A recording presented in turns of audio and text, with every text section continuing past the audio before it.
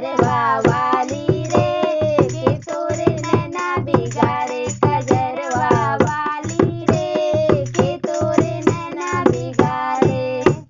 16 गज के साया पहिननी, 16 गज के साया पहिननी, ओहू में आधा उघार, कजरवा वाली रे के तोरे नैना बिगाड़े, कजरवा वाली रे के तोरे नैना बिगाड़े। में आईनी डोलिये में गईनी, डोलिये में आईनी डोलिये में गईनी, ओहू मेरा गईल पेट, कजरवा